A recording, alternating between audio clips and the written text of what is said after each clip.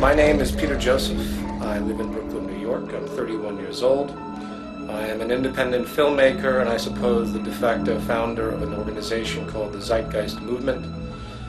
As far as my background, I was born to what I consider to be a middle-class family. My father is now a retired postal employee and my mother is a retired Child Protective Services employee. In fact, a lot of my social dispositions on society, I think, might come from the experiences I had listening to the stories coming from my mother.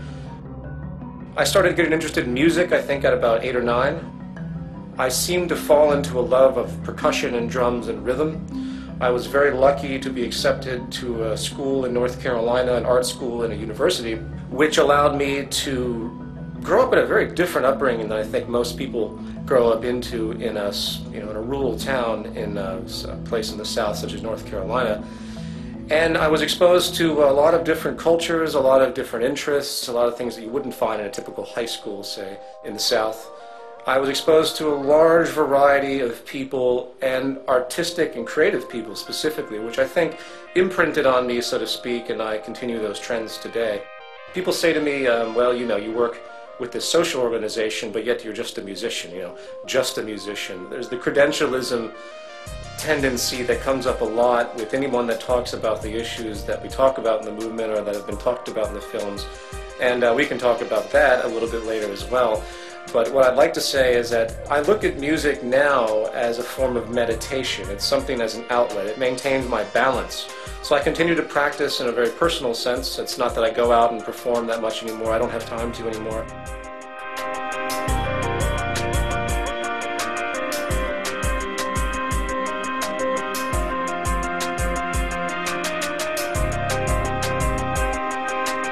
Be aware of the trees, of the blue sky through the trees,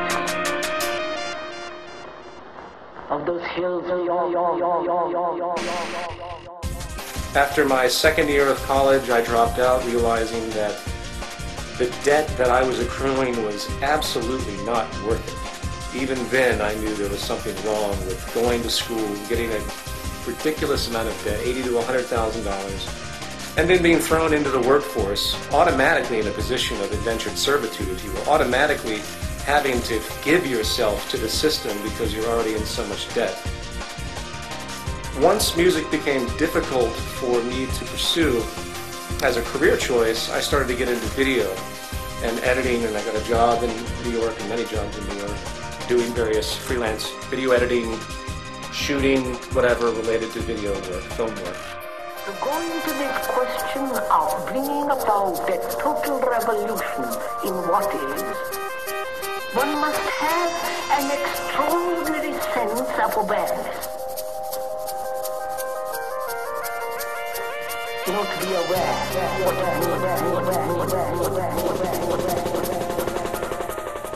I always had a problem with people telling me what to do in the labor force, and I did not like advertising, obviously. I did not like the nonsensical manipulation of people's perceptions so corporations can sell their crap. So I began to pursue work in the financial arena. I began to do day trading, which pattern trading. I was moderately successful. I never had a big capital base, which you really do have to have. And but I pulled some change out of the market, and I continued to do it on and off for many, many years. I don't do it anymore because I despise the market system. The way I justified this was it was the only job I could come up with that didn't have a boss or a client, so it represented freedom to me.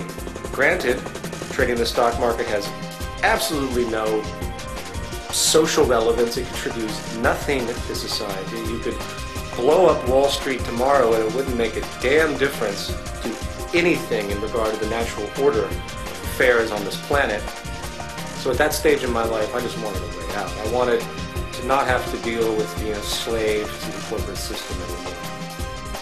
That's when I started first investigating economics. I had been stuck in the corporate reality, and I just wanted to do something for myself to make myself feel better about a world that's going to shit, essentially. A world that's being dominated by finance. A world that's sick and distorted through religious processes. Financial oligarchs. It was just an expression. It was, in fact, a very angry but solemn expression. I never expected it to turn out to be what it was at all. After it was over, I just found myself in a little bit more debt, and I took the work, which, by the way, I had no clearance for. I didn't clear any of the aspects with it. But since the internet is what it is, tossed it up online to see what would happen. Maybe some people would like it, they download it, I get some feedback, whatever. What happened completely blew my mind. I posted it on one website, and from there a chain reaction occurred, and it's pretty much all history from that point on. I couldn't even tell you how it unfolded. All I know is that I got wind of the fact that it was getting a tremendous amount of hits and talked about it a lot, so I built a website for it, zeitgeistmovie.com, and I just had it up there for free. Then I realized that people wanted it on DVD. I'm like, okay, well, I guess I should try to do that. So I was forced into a very difficult position of getting clearance from all the participants involved, which was very difficult, by the way, because everyone saw dollar signs, because it's an internet film that's getting millions of views. So I had to pay out a lot of money to a set number of people to get it going. But there were also people that were just happy to see this information get out there and didn't have any problems with me doing what I call a non-commercial distribution, a $5 DVD for it to be released in some capacity. From there, I got an email from an organization called the Artivist Film Festival, and to my amazement, they wanted to show the film in their festival, which was a packed audience, sold-out audience. At this stage, it was still utterly bewildering to me. This was the same organization, of course, that showed Zeitgeist Addendum the next year. So that's a general rundown of what happened.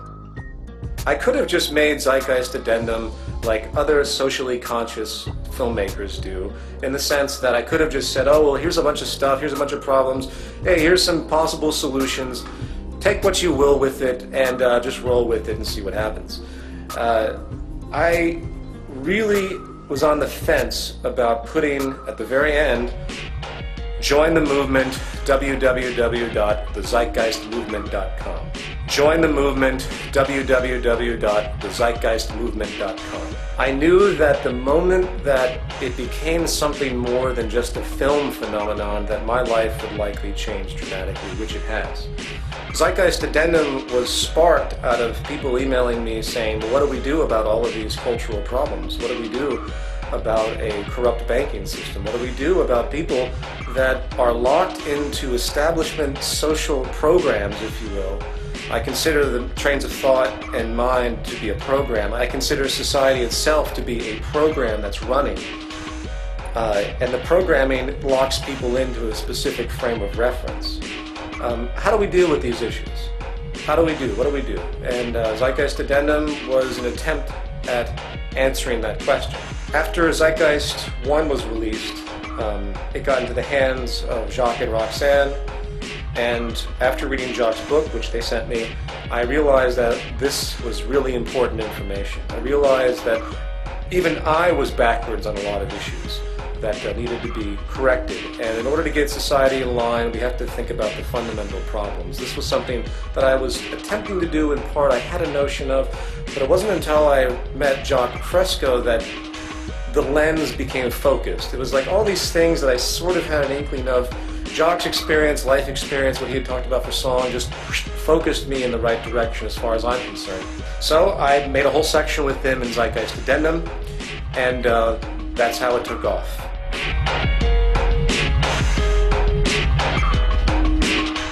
If you look back at the history of anyone that has chosen to challenge the establishment, it's a very dark history. There are a great number of people out there that know that something is wrong, but they do not understand the source of that wrongness because they are in the box of indoctrination. Socrates never speculated on the slavery that was existing during his time. That was normality to him. This goes with every type of political philosopher that's ever existed, whether it's Karl Marx, whether it's Plato. They're all locked into an established paradigm, and their thought processes can only go so far. And this includes probably myself. People are locked into a box. They see the box around them. They see the leaks and the holes and the cracks, and they go up to the cracks and they try to fix them. They try to patch the holes. but they don't stop to think that maybe there's something wrong with the box itself. Maybe the integrity of the box that they exist in is inherently invalid. It's inherently void. The economic system that we live in is a parasitic paradigm that is only going to lead to self-destruction. But people don't see that. So if you attack the economic system for what it actually is, everyone's feathers go up. Everyone says, well, wait a minute, this is the world we all live. We live in a profit-based, labor-for-income world, cyclical consumption. This is what we're used to. We understand we have division of classes. You know, they throw in human nature. They throw in everything that will try to make it seem like it's a part of the natural order of reality when it in fact is not.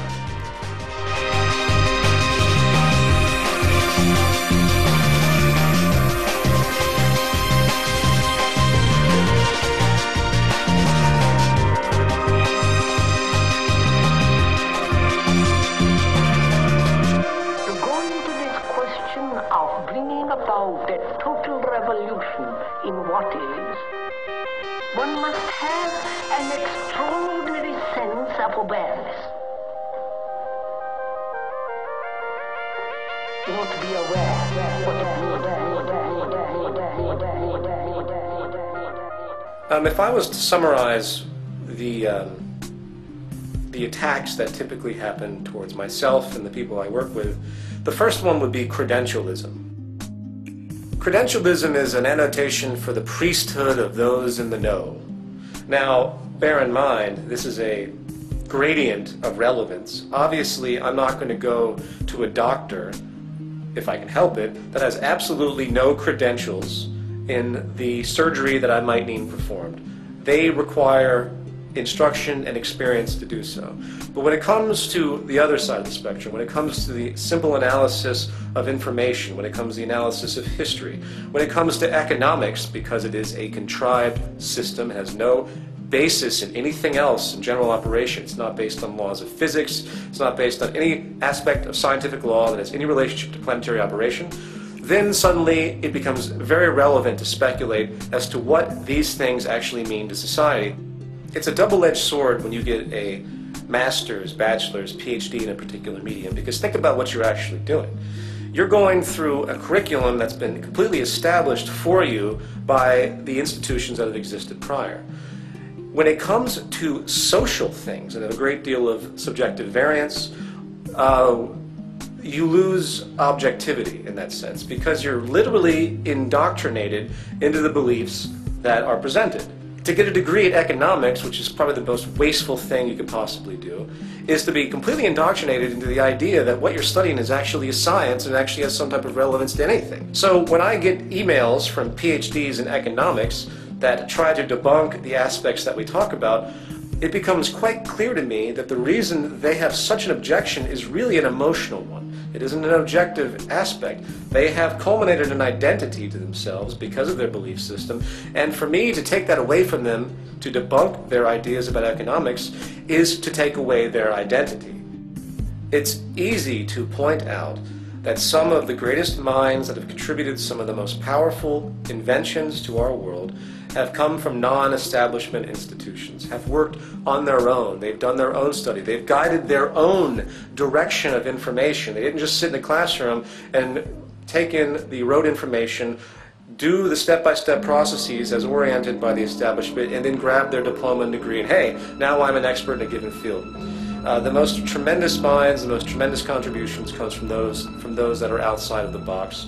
I don't even need to give examples of that to make that known.